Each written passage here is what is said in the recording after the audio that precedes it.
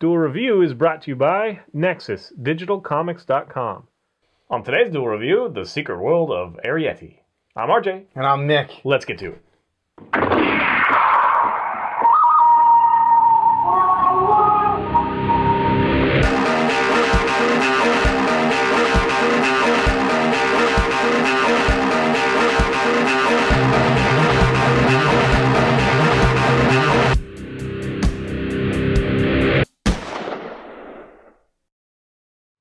Welcome to Thursday the 9th, and we are doing The Secret World of Arrietty, yet another Studio Ghibli film. That's right, Disney and Ghibli.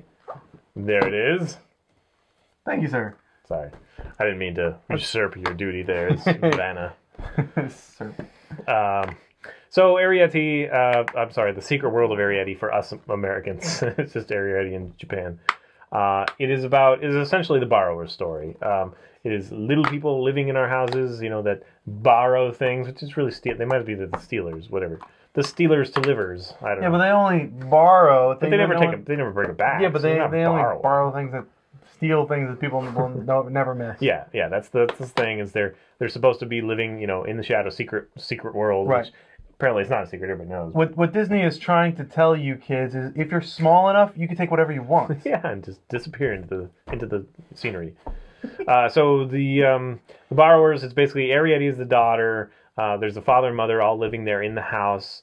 They are voiced by Will Arnett and Amy Poehler, the mother and father, which is kind of fun. Yeah. But neither of them are really well versed. I mean, Amy Poehler. No, that was I was trying to think of in Ponyo. It's Tina Fey who does the voice for the mother. But anyway, Amy Poehler, I've heard her before. She's been in other anime, but I don't think they're terribly deft, and so it's a little bit choppy. Would you agree? Yeah. I mean, they're fine actors, and I really enjoy them, and it was fun to hear their voice. But it's not quite as fluid as some of the other, you know, anime actors that we've grown up liking because we watch anime. But you know, they definitely went for an American cast, and that's what they do with a lot of the Ghibli films, especially Disney. They want, you know, names. So Carol Burnett also plays the old lady who takes care of this house. Okay, so the story is this boy has heart problems, and his mother brings him out to the country or whatever to relax, and he's going to have surgery or whatever. So his name is Sho in Japan, apparently, but to us it's Sean. They changed it for us Americans. We Americans, and we, borrowers, we, small. Arrietty has an encounter. Like, she's old enough now, she's of age where she's going to do her first borrowing, and so her father's kind of showing her the ropes, literally. And, you know, they're going to go eat sugar because they need some, you know, they ran out or whatever. And they repurpose things, which is kind of it's really fun that they repurpose. Like, we got the, you know, the needles, and like the thimble would be a hat, and she's got this clip, which I don't know what would be that small to have that clip. Yeah, I don't know. She uses it for her hair. It's kind of big for her, you know, kind of thing.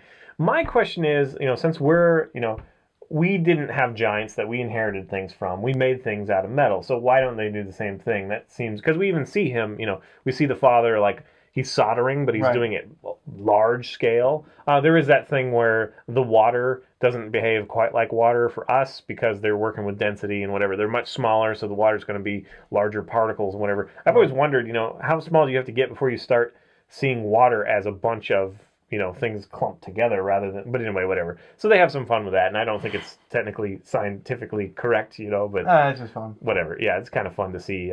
when they pour, you know, when they pour the tea, it's just a droplet. It just fills the thing. A globule. Like, I don't even know what they were eating, but it was just like this big, dot of water that they're eating or whatever. I don't know.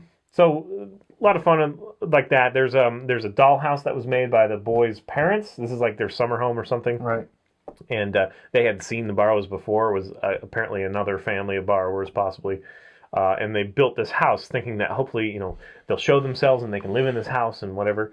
But the borrowers are dead set against being exposed.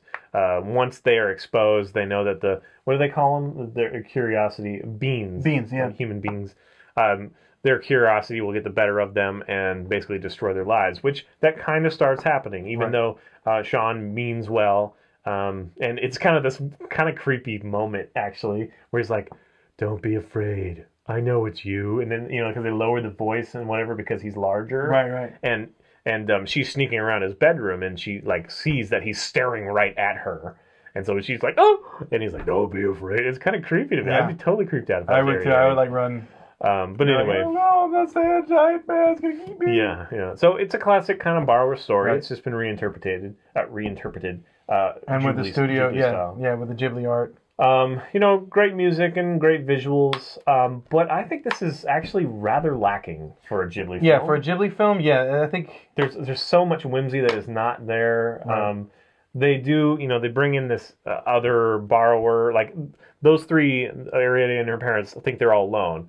But then later we meet Spiller, who's like this kind of tribal borrower or whatever from another neighboring town or whatever. Yeah, Probably but he really house doesn't- down the street. he doesn't really have much. Yeah, of and a role. it's kind of a weird thing. Like, why is he? I don't understand. But he does do this cool thing where he like climbs up the hill and he has like some kind of fur or something that he spreads out and flies like a squirrel, like a flying squirrel. Yeah. So that's kind of fun. But we don't get a lot of taste of that. He has a bow and arrow, and they're like, "Ooh, is that a bow and arrow?" Whatever. So there's a lot of fun that they missed. I don't know if they were just trying to, Disney is notorious for trying to cram it into a, 1 hour and a half, 1.5 hour for kids to be able to sit down and watch it. But I really hate it when they do that. I think they did that with the Chronicles of Narnia. I think they took out a lot of, even those were a little bit longer than that. They took out a lot of the fun stuff just to kind of make it marketable, And I think maybe they didn't touch Spirit Away, but I think Spirit Away was made independently, really, and picked up by Disney. Whereas I think this might have had a lot more hands-on by Disney. which is unfortunate. I guess it should be mentioned that this is a Studio Ghibli and not a Miyazaki film.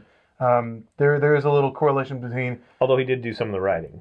Did he? Yeah. I didn't know that, but the art and the art direction, the director was not Miyazaki. Miyazaki's films are notorious for being spectacular, and that's probably why this one might have been lacking just a little bit. Yeah.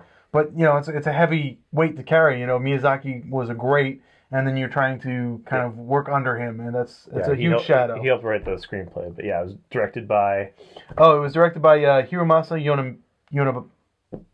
Yonebayashi. Hiromasa Yonebayashi. And it's kind of cool to see the Ghibli, like, they're starting to do kind of like the Pixar thing. It's like, hey, you work with us, because he's worked on a lot of the Ghibli films. Right. It's like, you work with us, and now you're going to get your shot as director, so that's cool. But overall... I enjoyed the art. I enjoyed some of the characters, but it seemed very slow and very sparse, and just didn't have enough to really shine. And the ending for me was like, I don't know. I think the ending could have been beautiful, you know, kind of thing. Like we were expecting that they, one thing, and then it turns out to be another. I guess we won't spoil it. But it's kind of leading up to that, and then it just kind of pulls the plug on the third act, like, altogether. And again, I can understand how it might be beautiful if it doesn't resolve the way we're expecting, but it needs to still resolve more than it did. It was just kind of like, doop, tidy wrap up, end of Act 2, the end. Yeah. So, I don't know. I wanted to like it more. I did want to like it a little bit more, too. Kind of made me sad. But I did like it, and... Whoops! If I do start having like Ghibli marathons, this is definitely going to sit in there because. Oh, you think so? Yeah. It was just so slow for me. I do enjoy Arrietty. That's probably the character I enjoy. Yeah. Sean is kind of meh, and the cat does some kind of little cute things, but there's not enough with the cat to really make him a personality. So yeah, I was sorely disappointed. Sorry, man. But on the plus side, I did notice something on this Blu-ray disc. Look at this. This clasp thing, it locks right in there. I didn't know that. Oh, does it? Yeah, look at that. Oh, I didn't know that. I usually rip those off. Yeah, but it just locks in there, and then you can fold it and close it, or you can keep it open and lock. Yeah. Yeah, nice. That's a good to know. Look at that. I just found that out. I was playing around with the box. Fact. Yeah. You're just coming off the Transformers episode. Yeah. Oh. So yeah, definitely not the strongest. I mean, I wouldn't say it's a bad movie. No, not at all. I don't know how it's going to keep kids' attention. One thing that I did notice is it's very Castaway, where the first couple scenes, there's very little dialogue at all. Right. It's just kind of a little slight music and some ruffling of leaves, and stuff like that. Did you see the Borrowers? Yeah. Would you prefer this one over the Borrowers? They're kind of two different animals. This one tries to be a little more sophisticated in a way. Yeah, very true. But I enjoyed the first Borrowers. I like that better, I guess. I think when Disney, that's the thing, is when Disney owns the property, when they've put the effort into it, whatever, they usually turn out okay. When they get somebody else's property, they just kind of mess with it, and they try to make it, they fit it into the Disney, plug it into the Disney system, and it just kind of gets stripped of a lot of things that make it special. So I really think that's the big difference. But this is kind of like the exact opposite, because wasn't Borrowers a Disney film? Yeah. And then it got moved over to Studio Ghibli, and this is the one that their interpretation. You know, I know, but what I'm saying is that Borrow was always Disney. This one, it was, you know, it's Ghibli under Disney. Right. So they kind of got their tendrils into it, and at least that's my assumption. You know, that's the trend that I see when I'm like, oh, it's a Disney film and I don't really like it. It's usually because it's some acquired property or whatever. But I'm just saying that, you know, they had, like, I was afraid of Marvel being the same way. It's like Marvel has the characters, they do the writing, they probably do the directing, but they have to answer to Disney. So they have to, you know, fit it into this time zone. They have to make sure that there's a cute animal. You know, all these rules that Disney probably has. Right. That's what I mean, I guess. So I can understand what you're saying.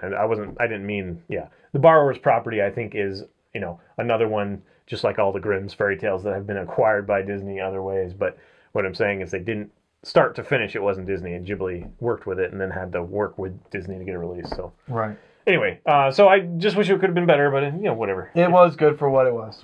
I mean, it's certainly no Spirited Away. No, definitely not. It's no Howl's Moving Castle. Nope, love Howl's Moving Castle. Totoro. But again, those are all Miyazaki films. Totoro. This is not Miyazaki. That's true too.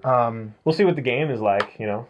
Oh, yeah. It's interesting. What was the name of the game? I think it's coming out next year, though, so. Yeah, there's a Studio Ghibli game coming out. Yeah, but it's not Miyazaki, but it does look like you're playing one of the anime. Oh yeah, it looks beautiful, and I would love to play it. And yeah, the art is very Studio Ghibli in this. Yeah, it's very clean. Did we talk polished. about the art? I think we did. Yeah, just a little bit. It's highly polished. It works well. I like it. Just the story is kind of lacking. That's the only complaint I have. All right, is there anything else you want to say? I wish they did more with the crow.